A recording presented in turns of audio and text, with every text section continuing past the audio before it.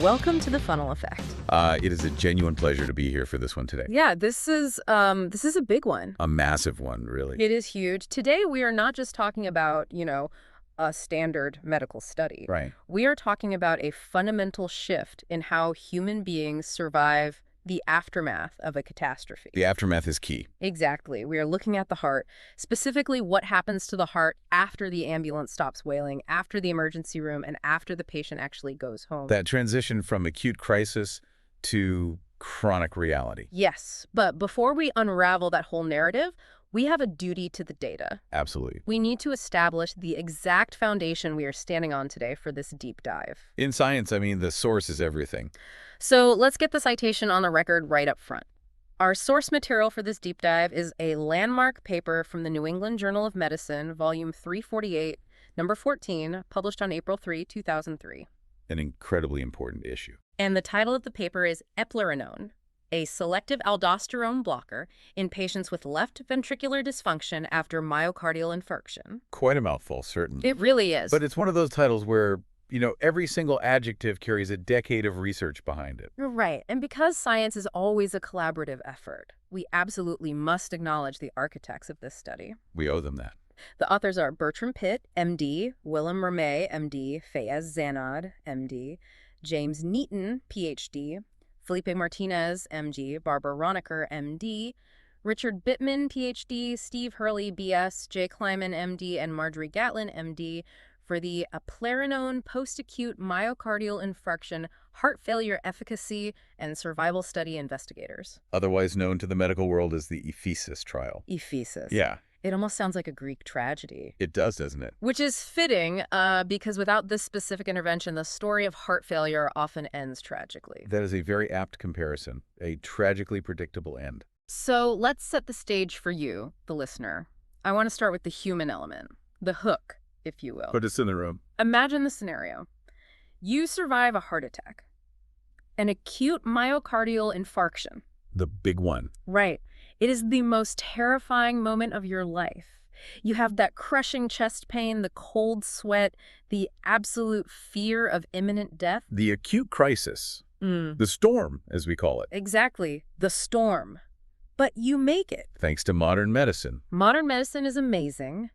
They get you into the cath lab, they open up the blocked artery, they place a stent. Blood flow is restored. You wake up in the ICU, and eventually, you get discharged, you go home. And you sit on your couch. Yeah, you look in the mirror and you think, I survived, the war is over. And that right there is the dangerous illusion. Right. Because what this study, and frankly what the last 30 years of cardiology tells us, is that the war is definitely not over. Not even close. The enemy has just changed tactics. It's moved from a blitzkrieg to a siege. A siege. I like that. And that is the mission of this deep dive today. We aren't just looking at the immediate survival. We are looking at the long game. You survived the infarction, but now you are facing the aftermath. Specifically, a condition known as left ventricular dysfunction, or LVD. Let's break that down because I think a lot of people assume that once the blockage is gone, the heart just snaps back to normal. Right, like a clogged pipe that you unclog. Exactly. But it's not a pipe. Why is the left ventricle suddenly the problem? Well, think about what a heart attack actually is. It's tissue death. Right, a blockage cut off the fuel supply, the oxygen, and a section of that heart muscle died. Became necrotic. Necrotic, yeah. Now, the heart is a pump, a very sophisticated, continuous biological pump. And if you kill a chunk of the engine block... The engine doesn't just run smoothly again. No, it doesn't. The remaining living muscle has to pick up the slack. So the surviving muscle suddenly has to work harder. Much harder. And this leads to a physiological phenomena called ventricular remodeling. Remodeling. Now, in a house, remodeling increases value. True. But in the heart, remodeling is catastrophic. I read about this in the background material for this study. It involves the actual geometry of the heart changing, right? Correct. So a healthy left ventricle is shaped somewhat like a prolate ellipsoid. Like a rugby ball. Yes, or an American football. It's a very efficient shape for squeezing and wringing out blood. Okay. But after a heart attack, as the heart tries to compensate for that dead tissue, it starts to dilate. It stretches out. It stretches. It becomes more spherical. Like a basketball. Exactly like a basketball. No. And here is where the physics kicks in. Specifically, Laplace's law. Oh, man. I remember this from physics class vaguely, wall tension. Yes. Laplace's law states that wall tension is proportional to the radius of the chamber So as the heart dilates, and gets bigger, meaning a larger radius, the tension on those muscle walls increases. drastically, which means the heart has to work even harder to pump against that tension, Which causes more damage. which causes more dilation. It is a vicious cycle. A complete doom loop. The bigger it gets, the harder it works, so the bigger it gets. Wow. And the structural glue that's sort of holding this disaster together is collagen, right? Yes, scar tissue. So the heart essentially becomes this stiff, scarred, baggy, spherical pump. Which is the clinical definition of heart failure. And eventually that baggy pump fails completely. And so the overarching goal of this Ephesus study was to intervene in this specific mechanical tragedy. They asked a very clear question. Can we stop the remodeling? Can we stop the scarring? Right. Can we add a specific weapon to the best existing medical care and literally halt this physical progression? The weapon being Eplerenone. Our hero in this story, yes. But every story needs a villain. And in this... Aldosterone. It is a name that every cardiologist knows intimately well. But until the late 90s, it was kind of misunderstood, wasn't it? Largely, yes. I have to admit, when I hear aldosterone, my mind goes straight back to high school biology. The kidney system. Exactly. The renin-angiotensin-aldosterone system, the RAS. I just thought it handled salt and water balance. And that is the classical textbook view. Imagine you are a hunter-gatherer on the savannah. Okay, I'm a hunter-gatherer. You get clawed by a lion. You are bleeding out. Not good. Your blood pressure drops rapidly, so your body panics and releases aldosterone. And what does it do? It shouts at the kidneys, hold on to salt, hold on to water. Do not let a single drop of fluid leave this body. So it boosts blood volume to keep your blood pressure up so you don't pass out and die. Exactly. It is a brilliant evolutionary survival hormone. But here is the twist. A dark twist. In a patient with heart failure, the body is confused. Because the heart isn't pumping enough blood forward. Right. The kidneys sense low flow, and they think, oh no, we are bleeding out on the savannah. Even though you aren't bleeding at all. You just have a clogged, failing pump. So the body floods the system with aldosterone anyway. Yes. And it tells the kidneys to hold on to all that fluid. But adding more fluid to a failing pump, Just floods the engine. it creates congestion, fluid in the lungs. Yes. But the true villainy of aldosterone goes way deeper than just retaining fluid. This is what the researchers found out. We discovered, and this was truly revolutionary at the time, that aldosterone has direct toxic effects on the heart tissue itself. So it's not just a kidney signal, it is a heart poison. In high chronic concentrations, yes. It drives fibrosis. Scarring. Right.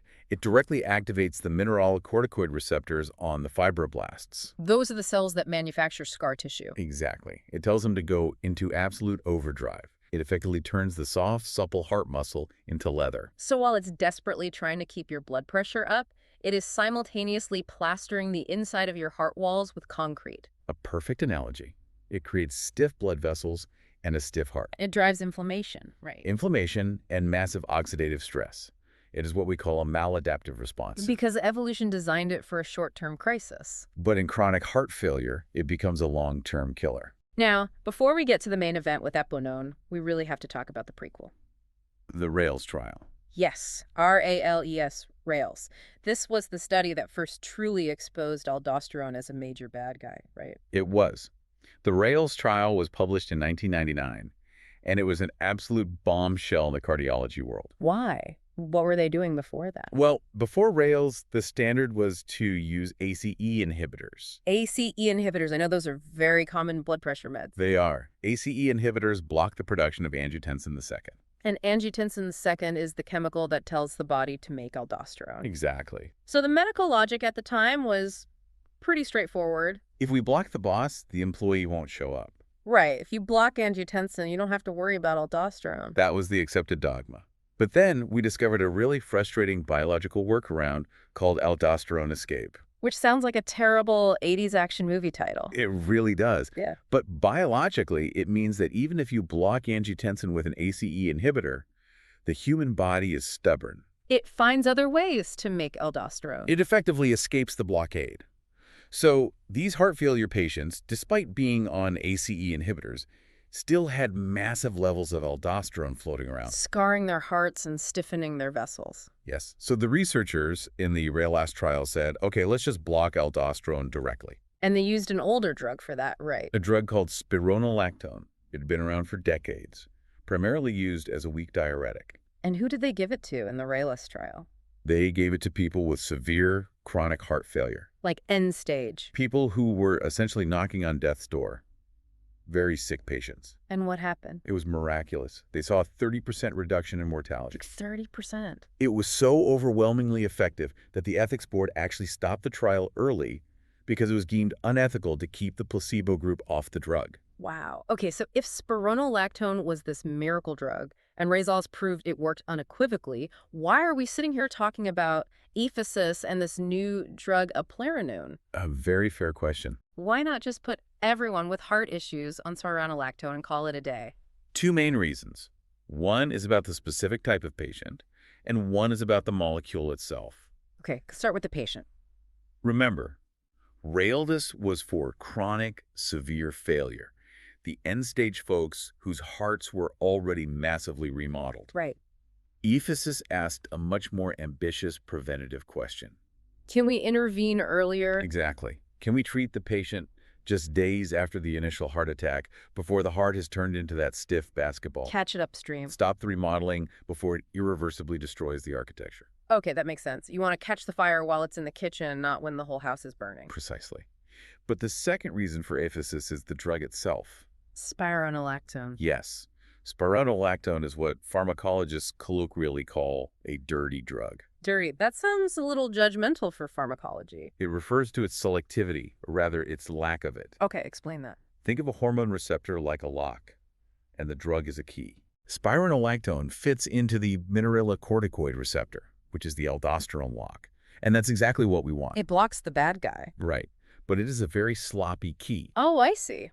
It also accidentally fits into the locks for other hormones. Which ones? Specifically, androgen and progesterone receptors. Oh, sex hormones. Yes. So imagine you are a male patient recovering from heart failure. Okay. You take this drug, spironolactone, to save your heart. And it works. Your heart gets better. But because it's blocking your androgen receptors, your testosterone pathways, you start developing significant side effects. Like what? Gynecomastia. Which is breast tissue growth in men? Yes. Significant and often painful breast growth. And also severe impotence. Man, that is a massive barrier to compliance. It is huge. You are essentially asking a man to choose between his heart function and his physical identity, in a way. I can imagine a lot of patients just quietly stop taking the pills. Exactly. In the RAILS trial, about 10% of the men developed gynecomastia. That's a high number. 1 in 10. Many just threw the drug away.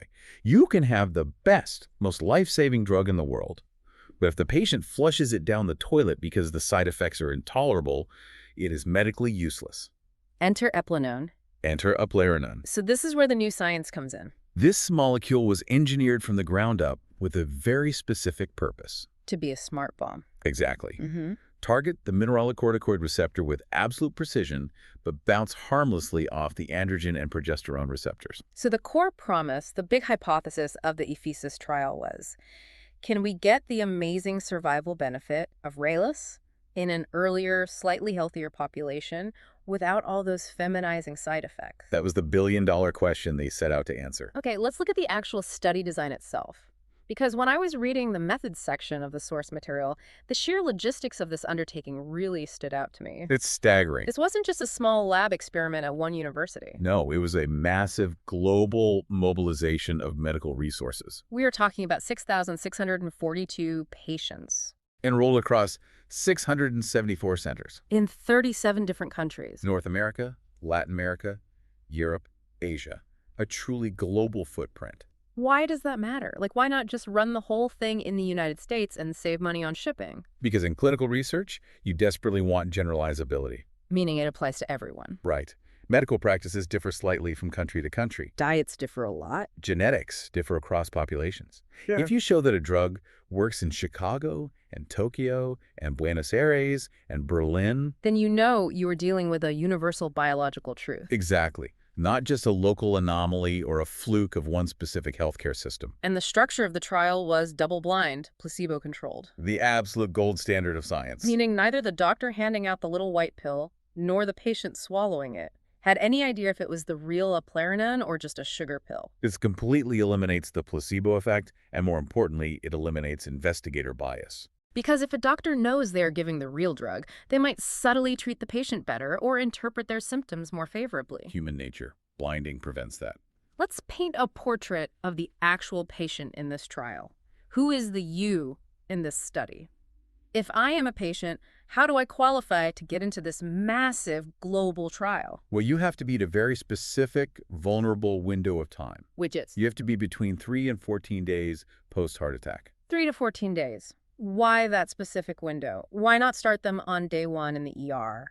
Or why not wait until day 30 when they are totally stable? Day 1 is just too chaotic. The storm. Yes. You are dealing with acute arrhythmias, cardiogenic shock, the immediate trauma of the blocked artery. The body is in panic mode. So by day 3? By day 3, the hemodynamics have usually settled slightly. The patient is breathing on their own. The stent is doing its job. But why not wait past day 14? Because by day 14, that irreversible remodeling process we talked about. The scarring and the stretching. Yes, it is already well underway. The concrete is starting to set. They wanted to catch that physiological sweet spot where the patient is medically stable enough to take a daily oral pill, but the permanent structural damage hasn't fully locked in yet. Okay, so you have to be in that time window. What about the heart function itself? Did they just take anyone who had a heart attack? No. They strictly measured the left ventricular ejection fraction. The LVEF. Yes. We hear this term a lot in medicine. Ejection fraction. Let's break it down simply. What is it, really? Imagine the main chamber of the heart, the left ventricle, fills up with 100 milliliters of blood. Okay, it's full. Then it squeezes, it contracts. Right. But it doesn't pump every single drop of that blood out into the body. It doesn't empty completely. Never. A perfectly healthy, athletic heart pumps out about 55 to 70 milliliters of that 100. So an ejection fraction of 55 to 70%. Exactly. So even a healthy heart leaves a fair amount of blood behind in the chamber. Always. But in the patients for this study, the inclusion criteria required an EF of 40% or lower. Meaning the pump is significantly noticeably weakened. Very weak. It's leaving more blood behind than it's actually pushing forward. And that stagnant blood left behind contributes to the congestion. It backs up into the lungs. Yeah. Exactly. So to get into the aphesis study, you needed that documented low EF of under 40, plus you needed clinical signs of heart failure. Clinical signs like what? Like rales in the lungs. Which is the sound. A crackling sound the doctor hears through the stethoscope, indicating fluid is building up in the air sacs.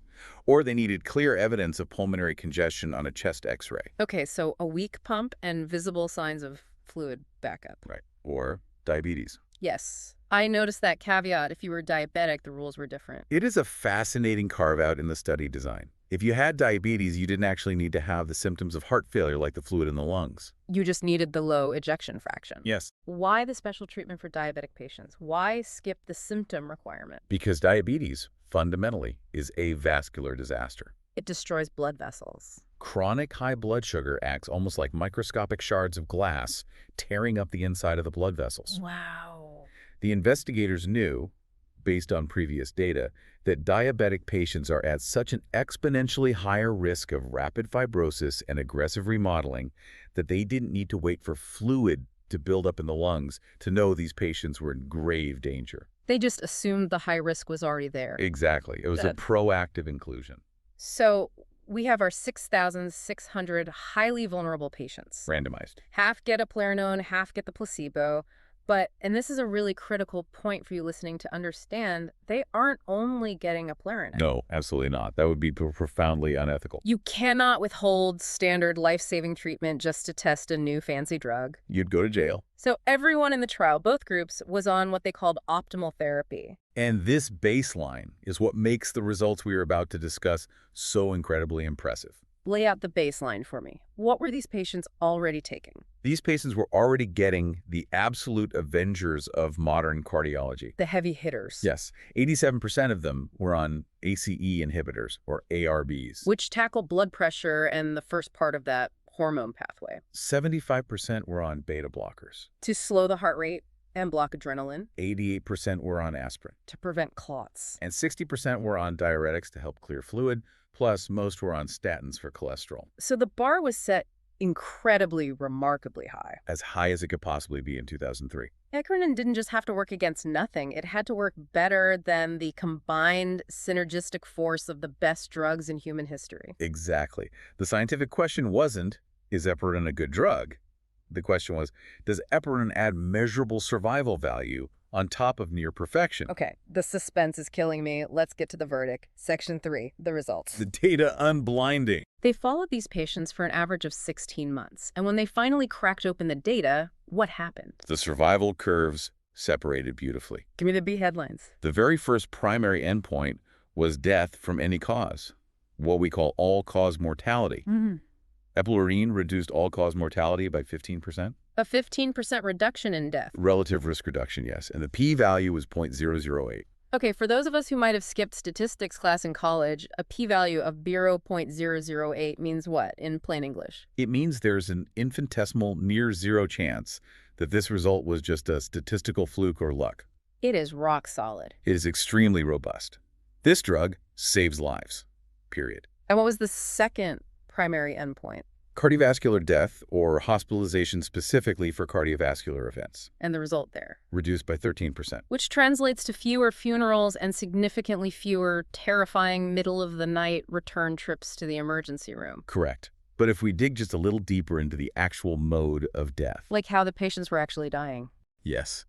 We find something truly startling in the data. I saw this specific stat in the text and it blew my mind. The statistic on sudden cardiac death. It's the most striking finding in the paper. There was a 21% reduction in sudden cardiac death. Stop there for a second. We really need to explain this distinction. What is the difference between dying from regular heart failure and sudden cardiac death? Heart failure death is generally a slow decline. Over weeks or months. Yes. The pump just gets weaker and weaker. Fluid slowly builds up in the lungs. The kidneys start to fail because of low flow. The liver gets congested. It's a fading out. It's mechanical failure. Right. But sudden cardiac death, yeah, it is entirely electrical. The lights just go out. Instantly. Instantly. 1 minute you are walking down the street feeling fine, and the next millisecond your heart goes into ventricular fibrillation. Which means it just quivers randomly instead of actually squeezing. Exactly. It looks like a bag of worms. No blood moves. And you just drop dead. It is chaotic, unpredictable, and instant.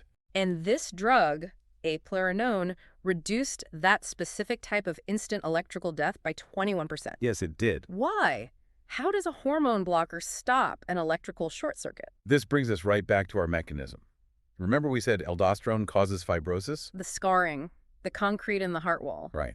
Well, here is the secret.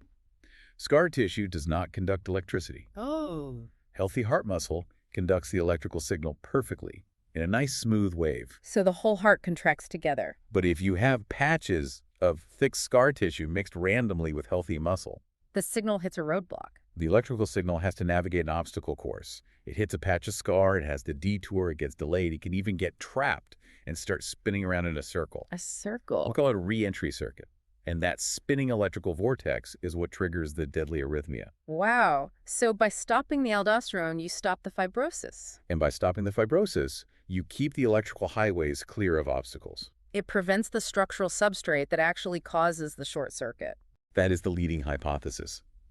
It also helps keep potassium levels higher in the cells, which physically stabilizes the membrane of the heart muscle. So it calms the heart down electrically, while also keeping it soft structurally. Exactly. It's an insulator against electrical chaos. That is fascinating. And what about the hospitalizations? Because surviving is obviously step one, but if you are alive but constantly being rushed to the hospital because you can't breathe from fluid in your lungs. That is a miserable existence. It's no way to live. Right. Did it help with that? Very much so. The data showed a 15% overall reduction in the risk of being hospitalized for heart failure. Okay.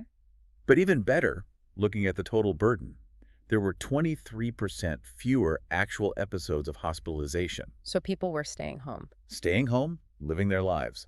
That is a massive quality of life metric for the patient. And a huge economic metric for the system. Yeah, right. Absolutely. Heart failure readmissions are one of the single largest costs to healthcare systems globally. Keeping these people out of the ICU saves billions of dollars. not to mention the emotional trauma to the patient's family. So we have fewer total deaths, vastly fewer sudden electrical deaths, and way fewer hospital trips. A clean sweep. It sounds like a total slam dunk. Honestly, reading this, it sounds like we should just put Eplerenone in the municipal drinking water. If only it were that simple. But as you and I know, there is always a but in medicine. There is no free lunch in human physiology. Every action has a reaction. We have to talk about potassium. The elephant in the room.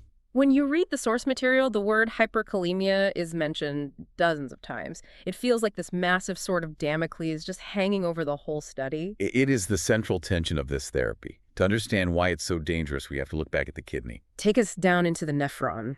Deep in the kidney tubules, there's a specific cellular pump that exchanges sodium for potassium. Normally, aldosterone walks up to this pump and says, suck sodium back into the blood and throw potassium out into the urine. Save sodium, dump potassium. Right. Now, if you give a patient eplerenone, you block aldosterone. So the pump stops doing that. You reverse the flow. You stop saving the sodium, which is good for blood pressure, but you stop throwing away the potassium. So the potassium just builds up in the blood. It accumulates. And why is too much potassium hyperkalemia a bad thing? What does it do? Potassium is the master regulator of the resting voltage of all your cells, especially heart cells. Okay, voltage. If potassium gets too high in the blood, it depolarizes the heart cells. It makes them sluggish and unable to electrically reset after a beat. And if they can't reset? The beats get wider, slower, and eventually it just stops the heart. A flat line? A flat line. So the very same drug that miraculously prevents sudden death from chaotic arrhythmias can actively cause sudden death from high potassium if you aren't paying attention. That is the medical paradox. It's a very narrow therapeutic window. And the study results show that this risk was not theoretical. It was very real. Give us the numbers on that. Serious hyperkalemia, which they define strictly as a potassium level over 6.0 millimoles per liter. Which is high. Very high. Danger zone. That occurred in 5.5% of the patients taking Eplerenone. Compared to what in the placebo group? 3.9% in the placebo group. So that is a statistically significant, meaningful increase. 5.5% is basically more than 1 in 20 patients. Yes. It means if you casually prescribe this drug to 100 people, 5 or 6 of them will develop dangerously, potentially lethally, high potassium. That is a massive red flag for a doctor. It means this drug is high maintenance. You cannot just prescribe it and say, see you in a year. You have to check blood work. You have to actively monitor. But there was a flip side to this potassium coin in the data, wasn't there? Yes, hypokalemia. Which is low potassium. Right, which, ironically, is also deadly. Low potassium makes the heart highly irritable. It makes the cells twitchy and prone to firing off those reentry circuits we talked about earlier. That chaotic rhythm. Right. Now, in the placebo group, and remember, many of these patients are already on high-dose loop diuretics, water pills that constantly flush potassium out of the body. Oh, right. 13.1% of the placebo group developed severe hypokalemia. 13%? That is a lot of people walking around with twitchy heart. It is a massive risk factor. Huh. But in the Eplerenone group, only 8.4% got low potassium. So while Eplerenone definitely pushed the risk of high potassium up, it successfully pulled the risk of low potassium down. It shifted the entire patient population's potassium bell curve slightly to the right? Exactly. The net overall effect was a life-saving stabilization of potassium levels, but with the very strict caveat that you must diligently watch the upper limit. And the authors of the paper were very, very specific about who should absolutely not take this drug because of that upper limit risk. Yes. The strict warning label. They explicitly excluded patients who had a serum creatinine concentration of more than 2.5 milligrams per deciliter. Creatinine is the standard measure of kidney function, right? Correct. It measures how well the kidney filters are clearing out waste.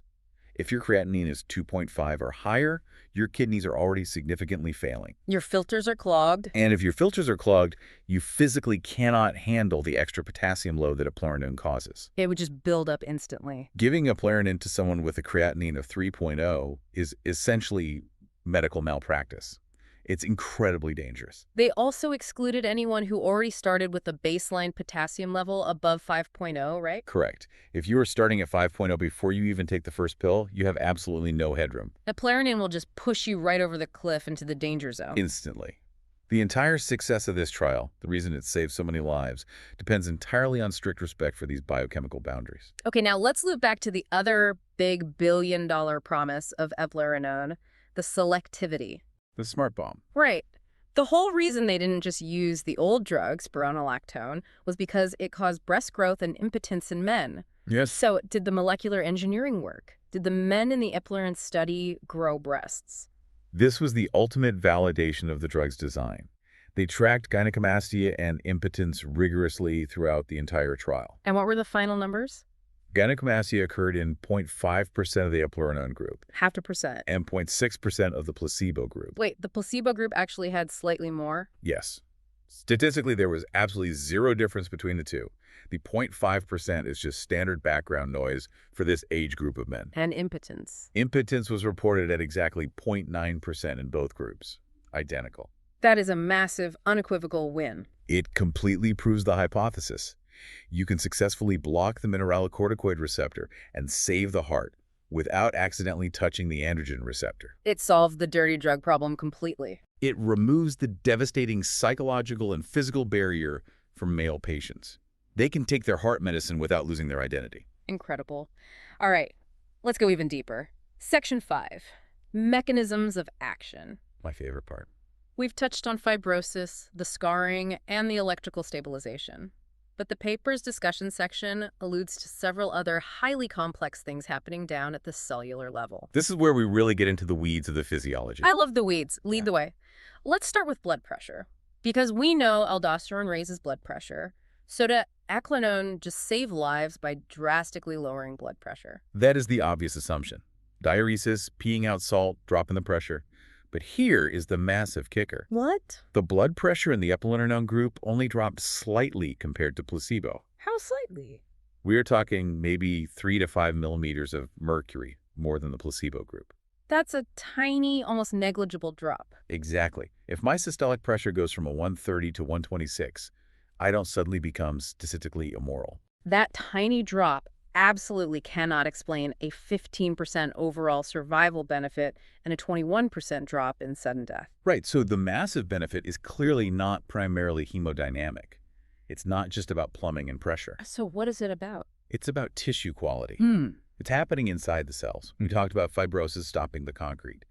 But there's also the reduction of oxidative stress. Oxidative stress. Explain that in the context of the heart. As your cells burn energy, they produce toxic waste products called reactive oxygen species, or ROS. Like the exhaust fumes coming out of a car engine? Perfect analogy. Yeah. Usually your body cleans them up, but aldosterone, especially in high amounts, massively increases the production of these toxic fumes. And what do these fumes do to the heart? These free radicals physically damage the delicate cell membranes and even mutate the DNA of the heart cells. They poison the engine. Eplerenone, by blocking aldosterone, significantly reduces this oxidative stress. So it's almost acting like a targeted antioxidant for the heart muscle. Essentially, yes. It stops the heart from rusting from the inside out. Wow. And then the paper mentions endothelial function. Yes, the endothelium. This is the ultra-thin, single-cell inner lining of all your blood vessels. The Teflon coating inside the pipes. Right. A healthy endothelium constantly releases a magical gas called nitric oxide. Nitric oxide. That helps the blood vessels relax and dilate. It keeps them wide, supple, and healthy. And aldosterone messes with this. Aldosterone is brutal on the endothelium. It acts like harsh sandpaper.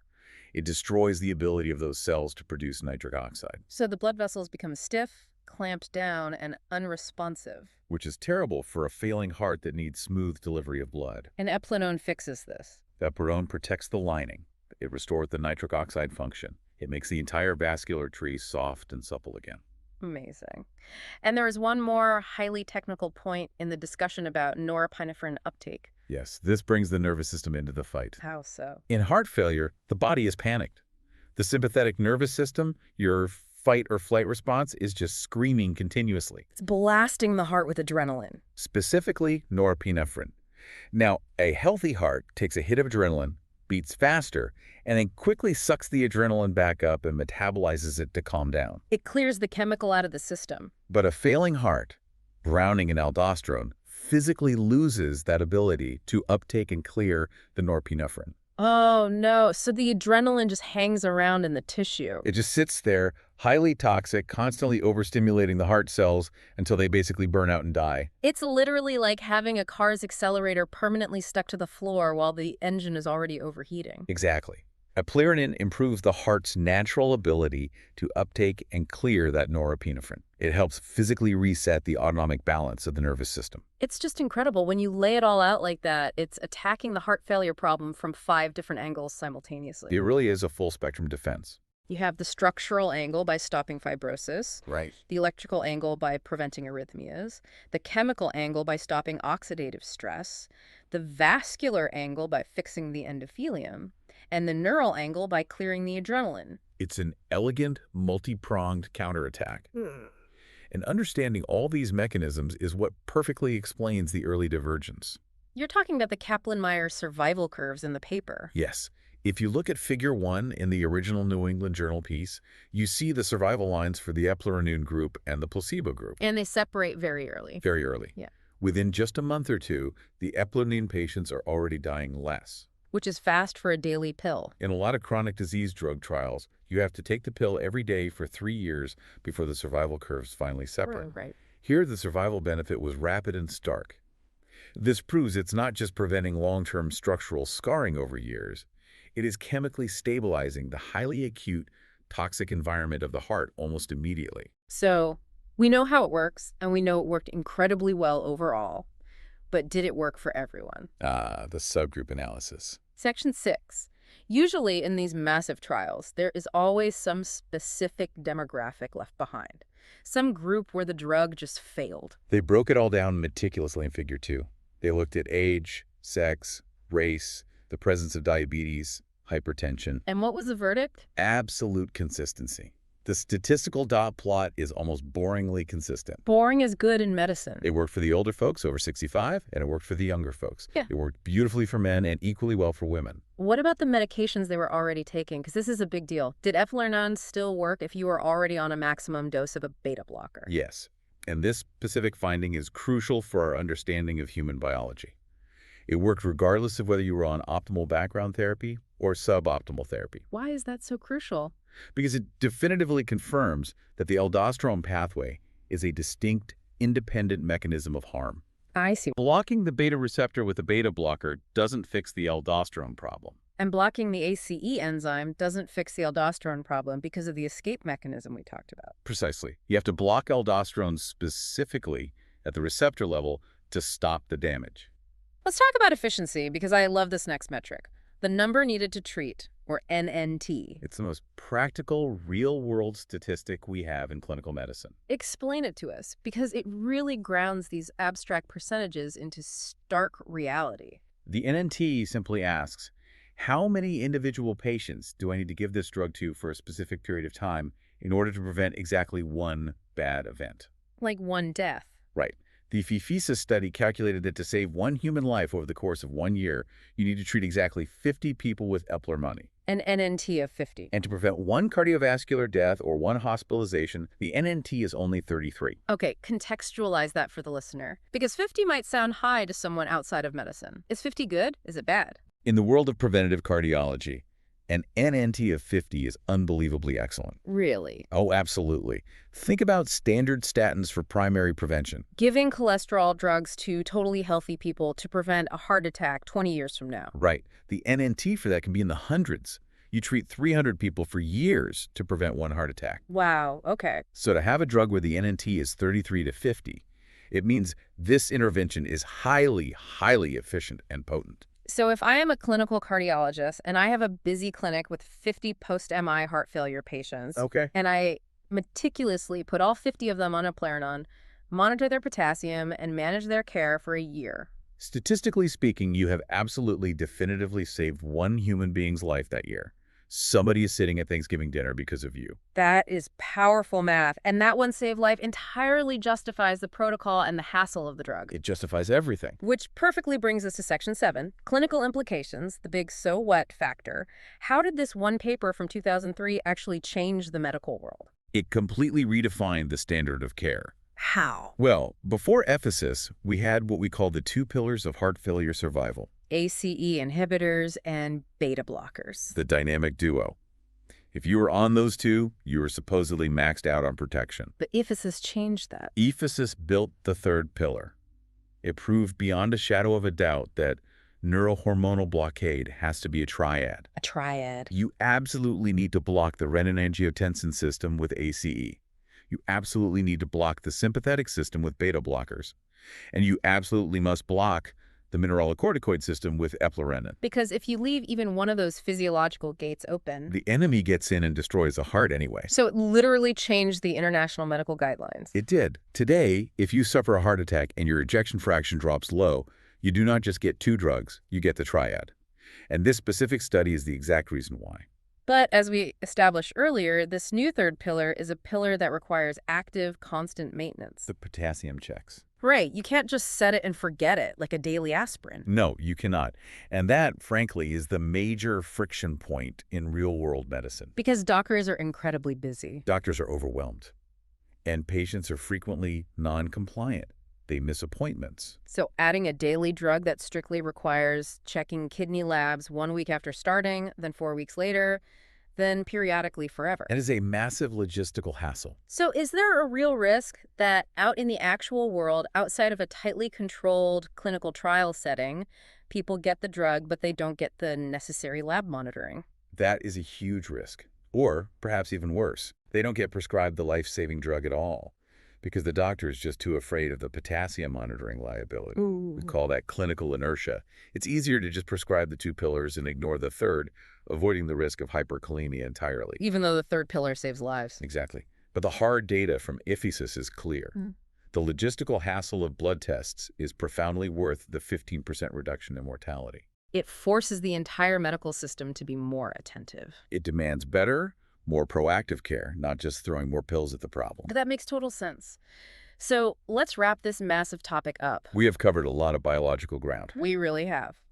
To summarize the ephesus trial for you listening, we have a massive, meticulously designed global study involving 6,600 people across 37 countries. A monumental effort. It took highly vulnerable patients who had just barely survived the acute trauma of a major heart attack, but who were unfortunately left with a significantly weakened, failing left ventricle. The vulnerable under 40% ejection fraction crowd. Right. The investigators added a novel, highly selective aldosterone blocker called Eplerenone to the absolute best available background medical care. And the result was stunning. A rapid, significant 15% reduction in overall death, incredible 21% reduction in instant sudden cardiac death, and vastly fewer hospitalizations. All achieved without the depressing, feminizing side effects of the older drugs. But with a strict, non-negotiable requirement to monitor kidney function and potassium levels to prevent hyperkalemia. It is a precision molecular weapon that requires a very steady, attentive clinical hand. That is a perfect summary. Now, before we end, I want to leave you, the listener, with a final, slightly provocative thought to mull over. I'm intrigued. Go on. We have spent an hour talking deeply about biochemistry, receptors, and mechanisms. But there is something fundamentally philosophical happening here. Philosophical? Think about it. We are chemically blocking the human body's own natural response. Yes. Aldosterone is totally natural. Evolution gave it to us over millions of years of development. It did. It's built into our DNA. So essentially, by prescribing Eplerenone, modern medicine is bluntly saying that our own ancient evolutionary programming is fundamentally wrong. Well, in the modern context, yes, it is. Explain that. Evolution programmed the human machine to survive acute immediate scarcity. Right, the savannah. Blood loss from a predator, severe dehydration, extreme salt deficiency. It programmed us to hoard salt aggressively and to quickly scar over major wounds to stop bleeding. A fast, dirty repair job to survive the day. But today, we are rarely dying of acute scarcity. We are dying of chronic abundance and chronic disease. We have way too much salt in our diet. Exactly. And because of the cath lab and stents, we now actually survive the acute heart attacks that would have killed our ancestors on the spot. So we live long enough for the repair mechanism to turn on. But that ancient repair mechanism goes completely haywire when faced with a chronically failing pump instead of a bleeding wound. It's an evolutionary mismatch. A profound mismatch.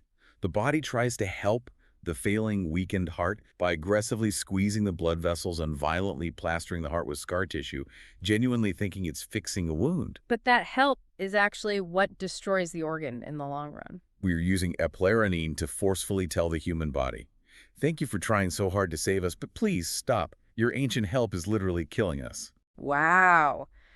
We are actively negotiating with our own DNA. We are chemically silencing our deepest survival instinct just to ensure our actual survival. It is the ultimate paradox of modern medicine. Sometimes, to live longer, you have to fight a war against your own biology.